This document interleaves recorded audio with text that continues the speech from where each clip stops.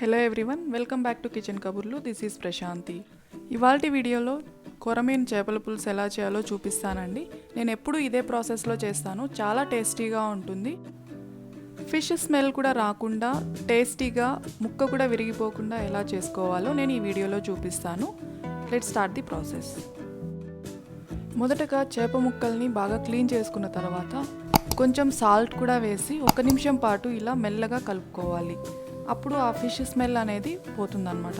1 నిమిషం పాటు ఇలా చేసిన తర్వాత నీళ్లు వేసి బాగా క్లీన్ చేసుకొని పక్కన పెట్టుకోవాలి.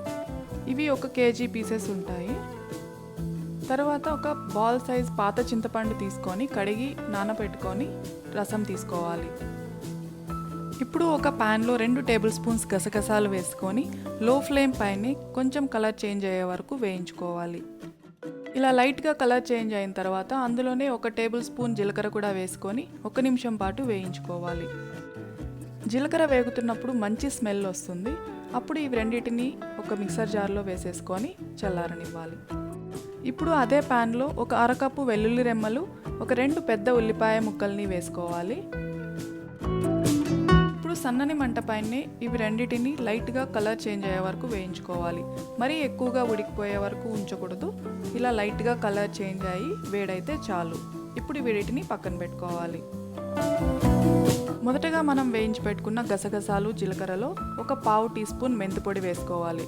ఒకవేళ మెంతిపొడి రెడీగా లేకుంటే మనం జీలకర్ర అది వేయించేటప్పుడే ఒక 1/2 టీ స్పూన్ మెంతులు కూడా వేసుకొని వేయించి ఇలా అన్నిటినీ కలిపి పౌడర్గా చేసుకోవాలి.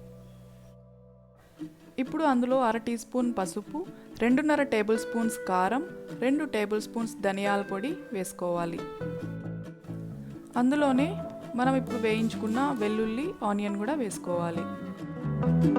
ఇప్పుడు వీటన్నిటినీ కలిపి అవసరమైనంత నీళ్లు కూడా యాడ్ చేసుకొని ఇలా మెత్తని పేస్ట్ లాగా తయారు చేసి పెట్టుకోవాలి.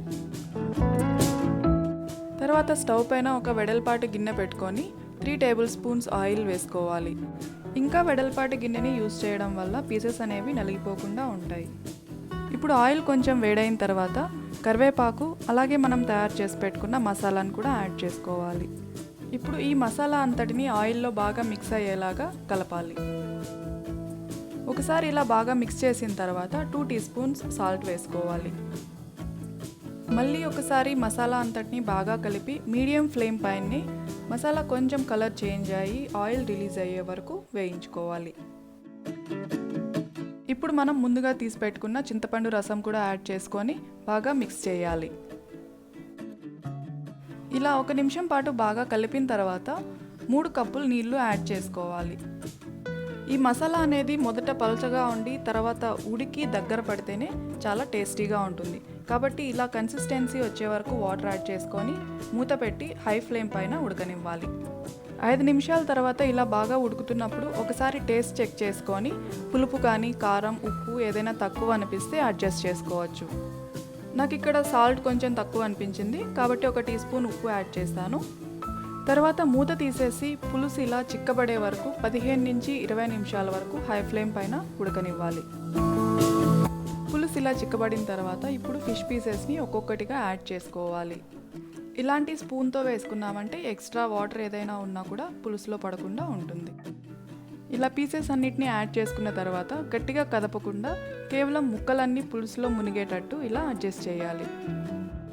ఇప్పుడు మూత పెట్టి హై ఫ్లేమ్ పైన ఒక 7 నిమిషాల వరకు ఉడకనివ్వాలి. అంతకన్నా ఎక్కువైతే పీసెస్ చెదిరిపోతాయి. కాబట్టి 7 నిమిషాల తర్వాత మనం స్టవ్ ఆఫ్ చేసేసేయాలి. మన కొరమేను చేపల పులుసు రెడీ అయిపోయిందండి. కొంచెం కరివేపాకు, కొత్తిమీర కూడా యాడ్ చేసుకొని దించేసుకోవాలి. ఇదే గిన్నెలోనే ఒక 2 అవర్స్ వరకు అలాగే ఉంచి తర్వాత తిన్నామంటే చాలా టేస్టీగా ఉంటుంది. కాబట్టి మీరు లంచ్కి తినాలనుకుంటే ఒక 2 అవర్స్ ముందే ప్రిపేర్ చేసుకొని తర్వాత అన్నంలో తిన్నారంటే చాలా టేస్టీగా ఉంటుంది. ఇంకెందుకు ఆలస్యం, మీరు కూడా ట్రై చేయండి. మీకు ఎలా వచ్చిందో కమెంట్స్లో చెప్పండి. మీకు ఈ వీడియో నచ్చినట్టయితే లైక్ చేయండి, షేర్ చేయండి.